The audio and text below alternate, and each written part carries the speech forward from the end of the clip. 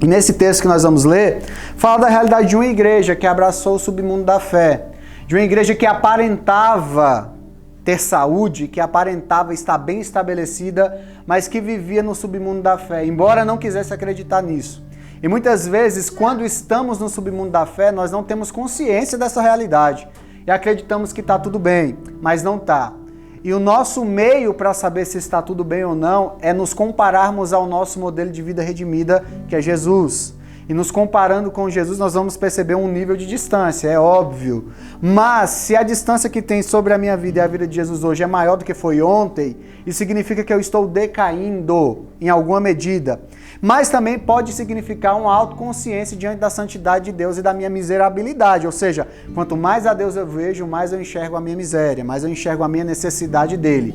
Agora, o que vai caracterizar alguém que está no submundo é uma análise da realidade de Jesus e do reino de Deus e da igreja de Atos dos Apóstolos, e ele está bem distante disso e achar que está tudo bem. Não, está tranquilo, eu oro todo dia. Não, está tranquilo, eu até leio a Bíblia todo dia. Mas isso não é suficiente. Eu venho à igreja uma vez por semana, eu vou à igreja em todas as reuniões que ela propõe, só que isso não dá a gente saúde de fé ao ponto de nos tirar do submundo da fé. Já ouviu falar do Cristão 007? Quem já ouviu falar? Só ele sabe, né? Mas ninguém no ambiente de trabalho ele sabe. Ele sabe disfarçar muito bem. Ele sabe se portar como alguém que nunca vai ser reconhecido se não for questionado e perguntado. Esse é o tipo de cristão produzido pelo submundo da fé. É o cristão que abraça o mundo aí fora e, de alguma maneira, ele entende a espiritualidade como algo que ele manifesta num fim de semana, num ambiente próprio, mas não é disso que se trata. E aqui Jesus escreve essa igreja de Laodiceia. Eu queria que você lesse comigo aí, Apocalipse capítulo 3, versículo 14 e em diante. Ele diz assim: ao anjo da igreja em Laodiceia escreve: essas coisas diz o Amém, a testemunha fiel e verdadeira, o princípio da criação de Deus. Conheço as obras que você realiza, que você não é nem frio e nem quente. Quem dera fosse frio ou quente. Assim, porque você é morno e não é nem quente nem frio, estou a ponto de vomitá-lo da minha boca.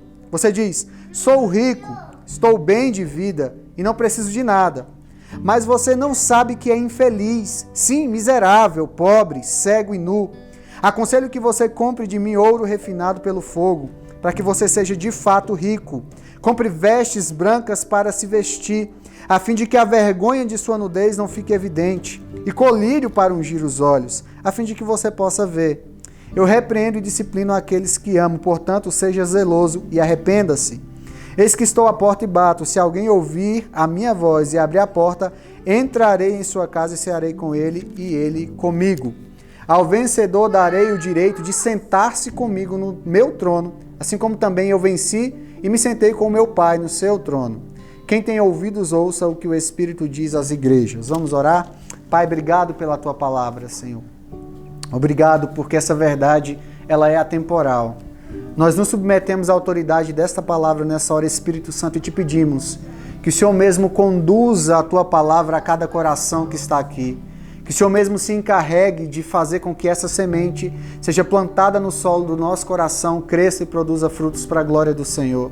Que o Senhor mesmo possa mover as águas neste lugar e que o Senhor possa fazer fluir de nós rios de águas vivas para a tua glória, em nome de Jesus. Amém. Aqui nós estamos diante de uma igreja, gente, que estava vivendo no submundo da fé.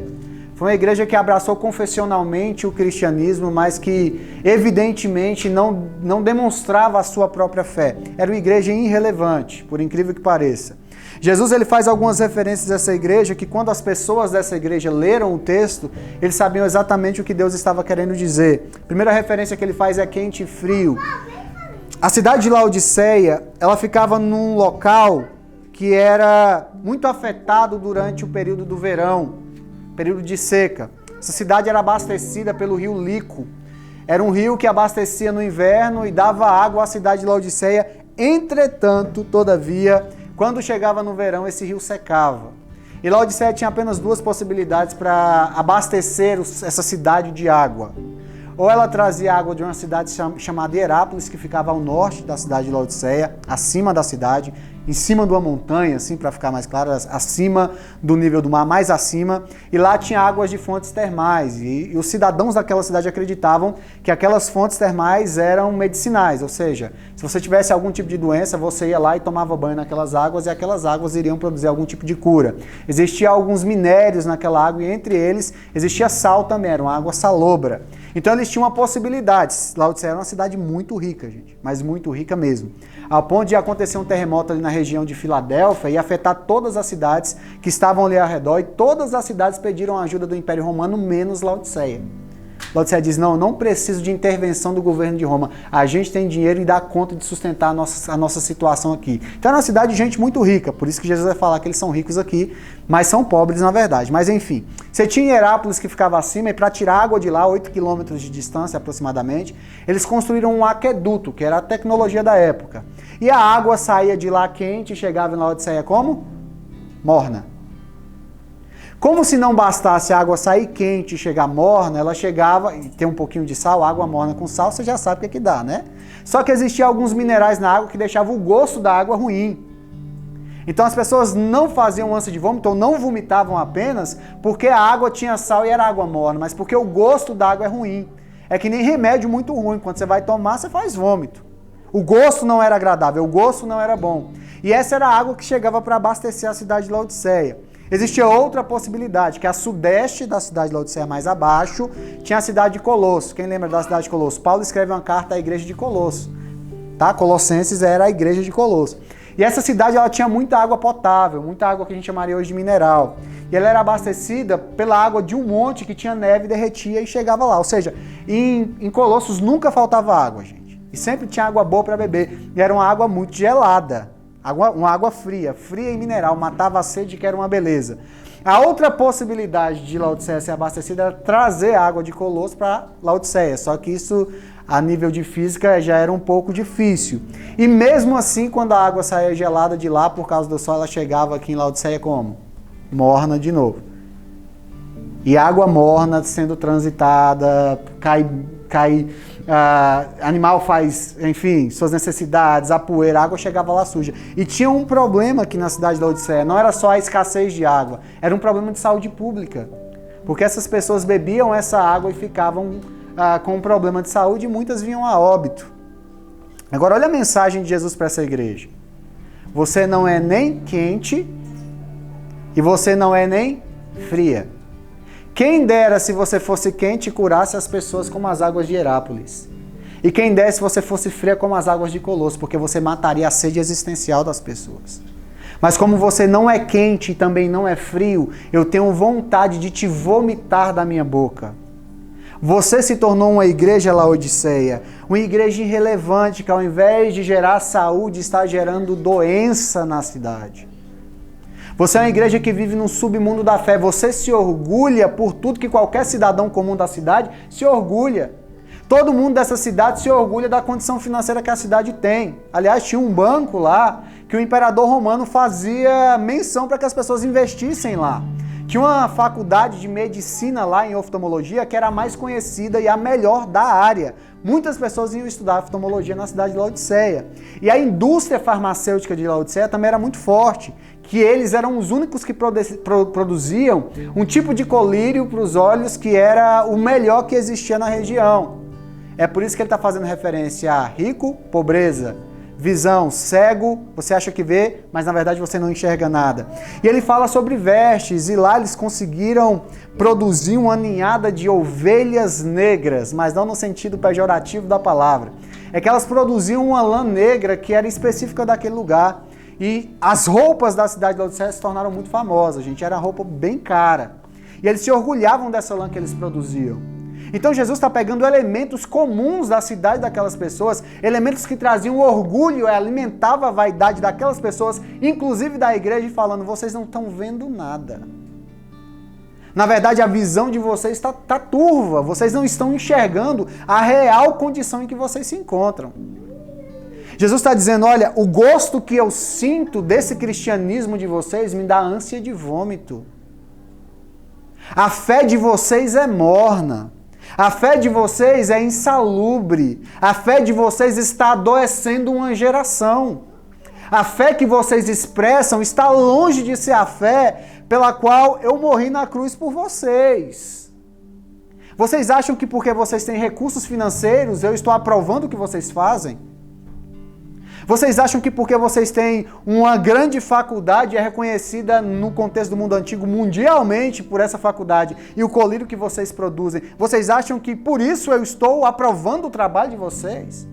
Vocês acham que porque vocês estão indo bem na vida ordinária e comum, isso é um sinal de que eu estou me alegrando com o tipo de cristão que vocês se tornaram? Jesus está dizendo não. Vocês abraçaram uma fé morna, uma fé que é doente e adoece. Vocês abraçaram uma fé cega que não consegue enxergar nem a sua própria condição. Vocês se orgulham do que vocês deveriam ter vergonha.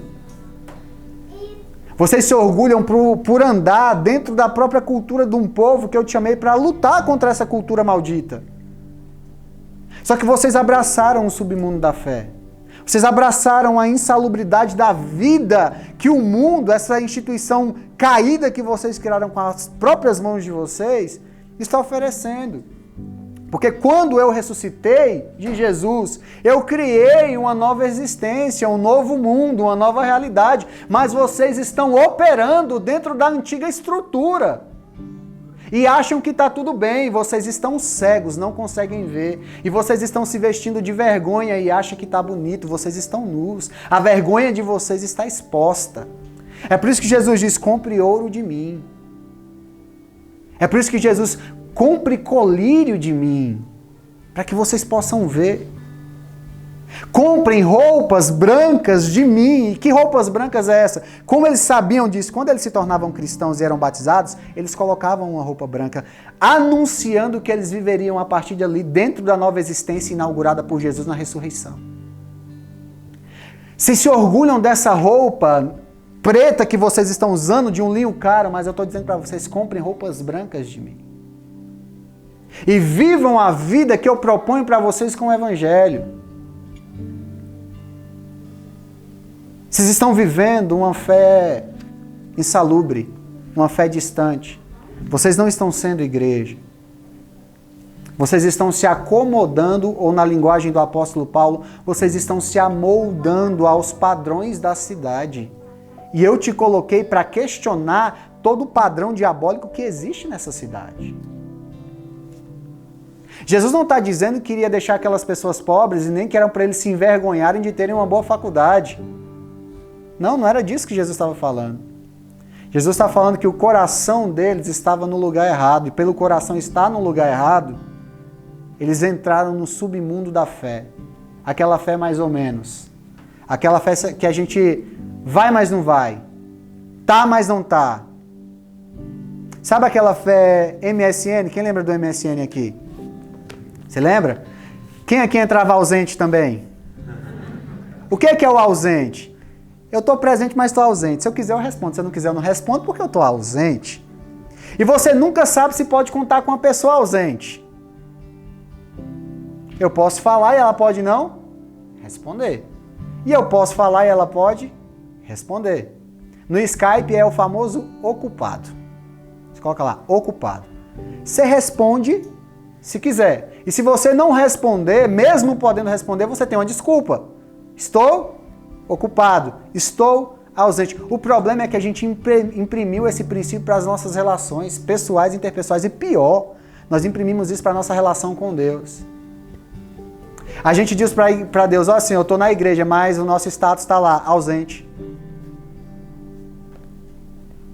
Está ausente porque a gente está ocupado com muitas coisas e se orgulhando de muitas coisas que a gente deveria ter vergonha. A gente está falando para Deus, não, a gente está ocupado. A estrutura de mundo à nossa volta está a mesma, a gente não está fazendo diferença nenhuma, porque a gente está ausente ou ocupado. Porque nós adotamos a cultura do cyberespaço para as nossas relações pessoais e interpessoais. E encontramos justificativas para sermos uma igreja morna. Uma igreja que não cura, não sara, uma igreja que não sacia a sede, uma igreja que se envaidece pelo que deveria não se envaidecer, deveria usar os recursos para fazer e promover justiça. Uma igreja que não deveria se orgulhar de coisas comuns que todo ser humano se orgulha, mas devia se orgulhar do Evangelho de Cristo, que ao invés de apenas curar a cegueira física de uma pessoa, faz com que ela veja a realidade, como a vida de fato é. E um avivamento é o que poderia salvar a igreja de Laodiceia, e é o que pode nos salvar de viver no submundo da fé e de abraçar uma fé morna e insalubre. A verdade, gente, é que a nossa fé está muito adoentada. E como a gente pode enxergar isso, pastor? O nosso padrão de igreja é Atos dos Apóstolos, gente. E fazendo uma autoavaliação, autoanálise, nós devemos chegar a algumas conclusões.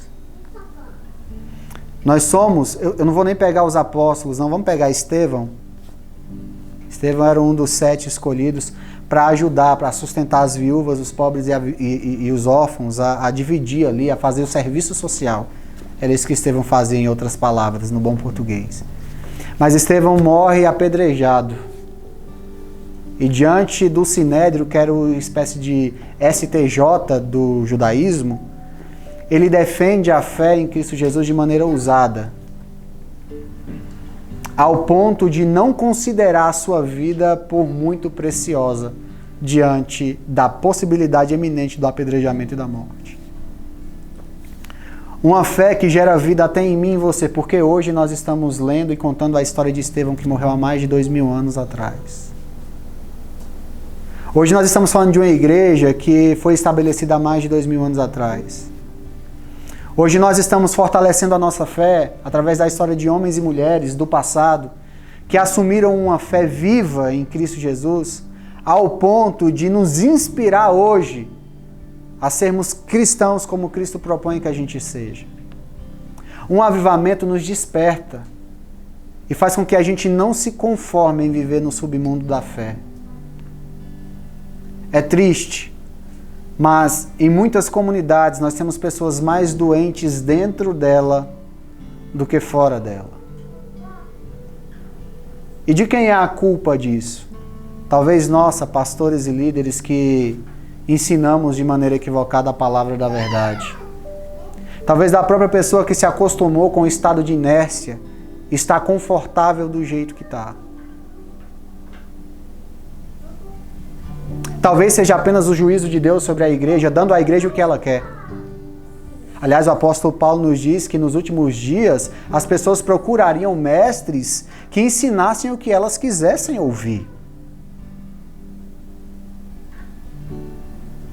Mas fato é, e eu creio nisso de todo o meu coração, que quando o Espírito Santo me manda trazer essa palavra para vocês, é porque ele está dizendo o que ele disse aqui.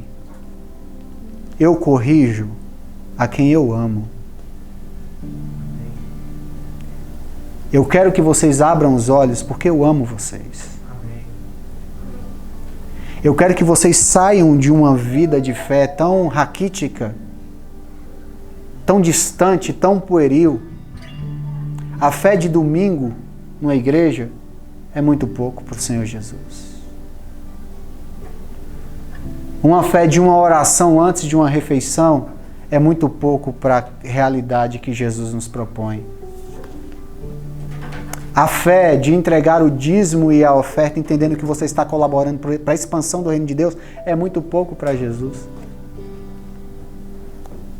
A fé que não exige tudo de você, não é a fé que Jesus Cristo te propõe. E para ser bem franco com vocês, porque Jesus está sendo muito franco com essa igreja, ele está dizendo assim, olha, comigo é tudo ou nada. Ou vocês são meus, como diz o apóstolo João numa das cartas. Ou vocês são filhos de Deus, ou vocês são filhos do diabo. E não é diabolos da filosofia que tem relação com alegria e felicidade, não. Aqui é diabo, o opositor à expansão do reino. Mas Deus está nos chamando para desfrutarmos da paternidade dele. Em outras palavras, gente, um avivamento não vai acontecer enquanto nós não nos movimentarmos em direção a ele. Estão entendendo? Nós podemos abraçar isso aqui e se orgulhar. A igreja está confortável. Nós pensamos num espaço maior, sim. Nós temos um bom louvor, o Silas manda muito bem, é verdade ou não é, gente? Temos o Ari também que ajuda aqui. Domingo, acho passado, ou no outro, eu cheguei aqui, tinha 2 violões, 2 caixas de som, 2 microfones, som, carrom. Eu falei, Jesus, está acontecendo aqui. Mas o coração de Jesus não se impressiona com isso. Porque Jesus, ele está mais interessado no seu coração do que no seu serviço. Isso não significa que ele não se interesse pelo seu serviço. Só significa que você é mais importante do que o serviço que você presta. Amém. Amém. Agora, nós podemos nos orgulhar pelo serviço que prestamos. Ou podemos nos orgulhar do Senhor que temos. Amém. É diferente. O chamado de Jesus para a igreja de Laodiceia e para mim e para a sua vida é: deixe de ser morno. Para ser mais específico, gente, Jesus está dizendo para mim e para você nessa manhã: olha, o gosto e o sabor de vocês não estão agradáveis para mim. Vocês já têm o suficiente para ser um aroma suave e agradável às minhas narinas. Mas eu estou avisando isso para vocês como um pai avisa para um filho que se ele não mudar de vida e não parar de usar drogas, a droga vai matá-lo. E as drogas da igreja de Laodiceia eram a avareza, o amor ao dinheiro, era o orgulho. Eles pensavam acerca deles mesmos muito além do que eram. Era uma vaidade. Eles valorizavam demais o que as pessoas pensavam a respeito deles. Era um egoísmo. Eles achavam que não precisavam de ninguém e que não deveriam dar nada a ninguém.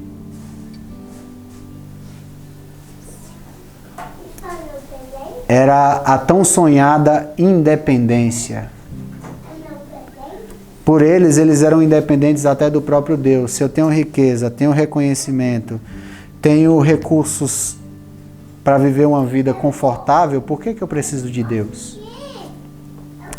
Às vezes a gente acha que as pessoas mais necessitadas do Evangelho são as pessoas que estão passando fome nas favelas. Eu digo para vocês, essas pessoas recebem o Evangelho com muito mais alegria e abertura do que as pessoas que já têm tudo na cabeça deles. É mais difícil ser um missionário hoje na Inglaterra do que na África. Porque uma nação que acha que tem tudo não vai dar abertura para o Evangelho. E sabe, um dos problemas que nós enfrentamos, até por estarmos na cidade de Águas Claras, é que nós vivemos uma ascensão financeira. É verdade, as pessoas que moram aqui têm um recurso de vida maior do que as pessoas que moram na cidade onde eu cresci. Na cidade onde o Silas cresceu. Só que essa falsa segurança pode se tornar uma barreira para que a gente experimente o verdadeiro avivamento. E se a gente não entender que tudo que nós temos é do Senhor e pertence a Ele, Ele dá e tira quando Ele quiser, a gente nunca vai entender a proposta de Jesus. Deixa eu te falar uma coisa, você não precisa, não é ganhar mais. Não é de um salário maior. Numa fase da minha vida eu me questionava a Deus por que eu não conseguia passar no concurso público. A minha esposa passou, a minha irmã passou, minha esposa de primeira, minha irmã, se eu não me engano, também de primeira passou. Falei, eu devo ser burro. Não consigo passar, eu faço 300 provas e não passo em nada. Devo ter algum problema intelectual aqui, ou então minha cabeça só funciona para teologia e filosofia, então deu ruim para mim. Que nenhuma das duas profissões vão me deixar rico, a não ser que eu vire o Pondé, né? Eu abraço a filosofia pop, mas não é o meu caso, não estou interessado. E um dia eu falei para Deus em oração, Pai, eu quero estabilidade. Como eu vou cuidar da minha família sem estabilidade? E o Espírito Santo de Deus me respondeu, a única estabilidade que você precisa é a dependência de mim. Amém. A única. Onde quer que alguém acredite que tenha estabilidade, mas não depende total e exclusivamente de mim, ela tem instabilidade. Porque ninguém pode dar a segurança que eu dou. Eu dei a segurança para o povo no deserto, não faltava o maná.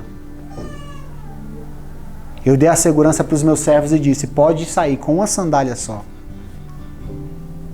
Apenas com uma garrafa de água. Porque não vai faltar nem comida e nem bebida e nem onde vocês vão dormir. Vai sempre ter uma casa para vocês. Sempre vai ter um lar para vocês. Então o que a gente precisa não é de estabilidade que o governo pode nos dar.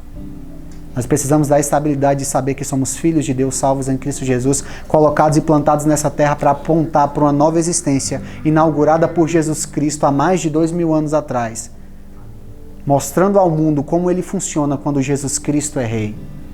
Porque quando Jesus Cristo é rei da nossa vida, o nosso irmão não vai padecer do pão. Porque o meu pão não é meu, é nosso. Isso não é socialismo. É o pão nosso, é a riqueza nossa. É nosso.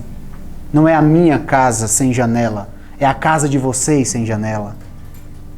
Que chegou a janela, tá, gente? Para quem tá acompanhando, a janela chegou, só falta colocar agora.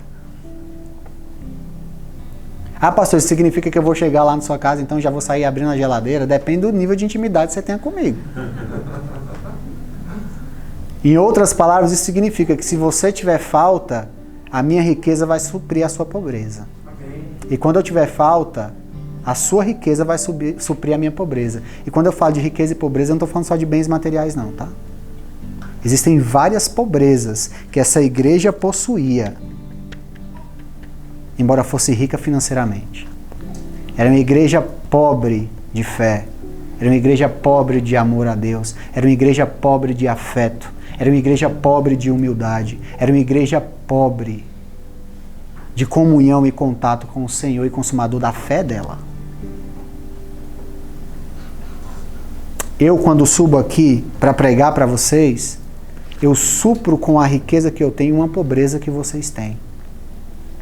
Quando vocês me cumprimentam no final do culto, vocês suprem uma pobreza que eu tenho de comunhão.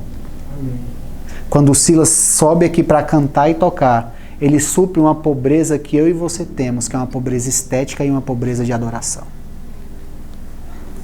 E o mundo no reino de Deus funciona assim. É o pão nosso de cada dia. Para a gente sair desse submundo da fé, nós precisamos tomar uma postura e ter coragem. Coragem, estômago para ouvir de Jesus. O sabor de vocês não está me agradando. Arrependa-se. O que significa arrependimento, gente? Metanoia, expansão de consciência. Meta, expansão, nous, mente. Expansão de consciência, ou seja, você está vendo que o que você está fazendo não está bom, não está agradando. Ou seja, você muda a rota, você corrige a rota. Isso invariavelmente vai gerando no seu coração um avivamento. Embora nós estejamos buscando um avivamento para a igreja. Mas se todos os corações aqui se aproximarem de Jesus e se incendiarem de amor e de paixão por Ele, isso vai reverberar na igreja, em todos os locais onde o Senhor te plantou. Amém. Você pode, gente, é muito mais fácil você viver no submundo da fé. Você viver descomprometido com Deus, você viver descomprometido com a igreja local, você viver descomprometido com o seu próximo. É muito mais fácil você cuidar só da sua vida. É muito mais fácil você viver em pecado e justificar o seu pecado com graça barata. É muito mais fácil, Deus entende, do que se arrepender e pedir perdão.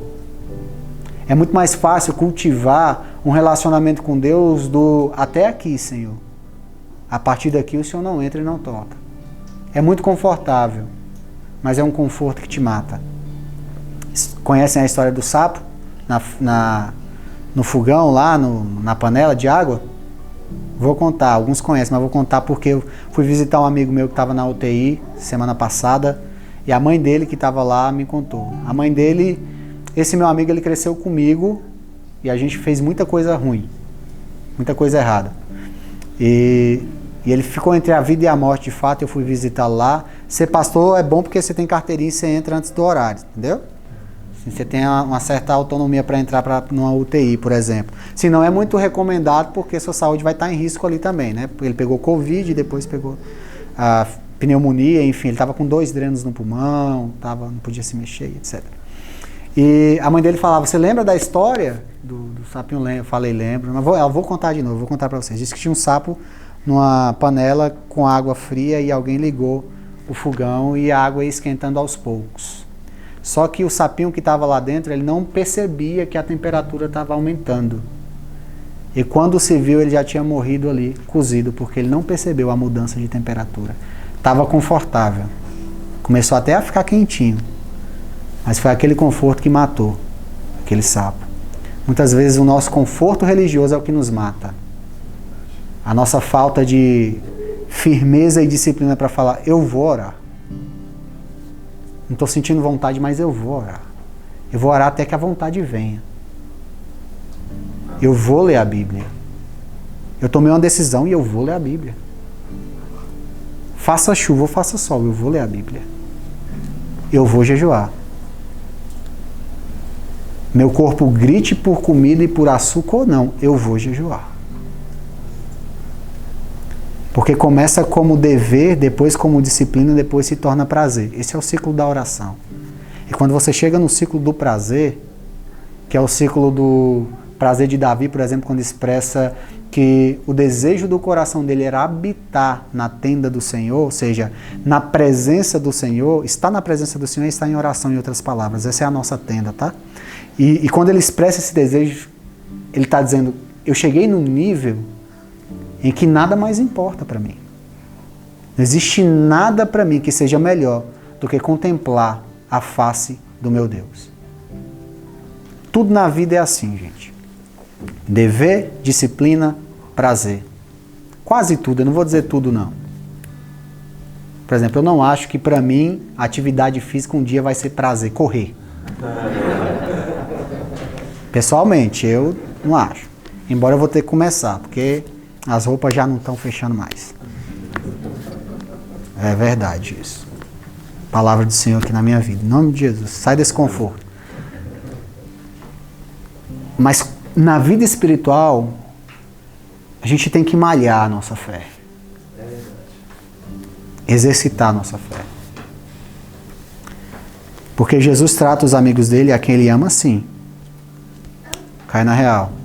Não caiu na real? Acontece alguma coisa para chamar a sua atenção, como aconteceu com o meu amigo. E o dia que eu fui visitar ele, ele falou, Léo, quando eu sair daqui, eu vou fazer a obra do Senhor, porque eu ouvi na igreja que Deus tinha um chamado para mim, mas eu não quis. E a mãe dele falou, e eu vi que ia passar por um processo, e está aqui o processo. Ele chorava enquanto falava comigo. Eu, como se eu estou orando até por grilo que está morto na rua, falei, eu vou orar por você aqui. Ele falou, a previsão de eu ficar com esses drenos aqui são 3 a 4 semanas. A gente orou. Hoje é que dia? Domingo. Estou sabendo legal. Sexta-feira ele recebeu alta. Ele não ficou acho que nem uma semana com o dreno. Amém. Tá em casa, disse, Léo, estou me recuperando aqui na casa da minha mãe. Quando eu terminar de me recuperar aqui, eu vou fazer a obra com vocês. Quem está diante da morte, gente, quem vive a realidade da linha da morte, começa a enxergar a vida com outros olhos. Que isso não seja preciso para que eu e você entendamos que o que Pedro entendeu, para onde nós iremos, se só tu tens as palavras de vida eterna. Avivamento é um resgate do submundo da fé, da vida de fé insalubre. Avivamento é, o nome já diz, receber vida do alto. A vida de Deus insuflada dentro de você. Com a ousadia, o poder, a alegria que existe no próprio Cristo em nós. Para fazermos a obra do Senhor. E sairmos deste lugar de mornidão, de nudez, de pobreza e de cegueira. O que mais tem no mundo é gente cega. Gente cega querendo guiar gente cega. Que acha que vê. Que acha que está interpretando a vida do jeito certo, que acha que está lendo tudo da maneira correta. E são exatamente essas leituras desequilibradas que estão nos colocando em conflito uns com os outros sem nenhuma necessidade. A gente precisa da visão do reino. A gente precisa da visão de Jesus. Amém. A gente precisa hoje do colírio de Jesus. Do colírio que vai nos fazer enxergar a nossa condição hoje e nos fazer vislumbrar aonde o Senhor quer que a gente chegue. Porque Deus tem vida para mim e para você. Vida, vida. O céu é de verdade, gente. É o nome de um filme, eu sei. Assisti ele ontem. Mas o céu realmente é de verdade. Quando a gente perde a perspectiva do céu, que é o lugar para onde a gente vai depois que a gente morre aqui, do céu a gente vai para Nova Jerusalém, quem morrer, óbvio. Quando a gente perde essa perspectiva do céu e da eternidade, a gente foca a nossa visão só nessa realidade. E tudo se resume ao que a gente conquista e ganha aqui ou deixa de ganhar. Quando os nossos olhos estão no Senhor, a nossa jornada é diferente.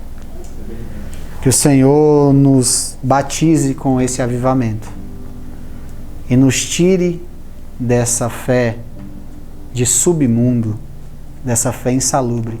Coloque a alegria dele no nosso coração e a disposição para proclamar nos 4 cantos da terra que Jesus Cristo é Rei. E não apenas para proclamarmos, para mostrarmos ao mundo como ele funciona quando Jesus é Rei, para apontarmos como será na Nova Jerusalém. É por isso que a Bíblia vai dizer que o nosso maior testemunho é o nosso amor fraternal. Vamos orar? Fica de pé no seu lugar.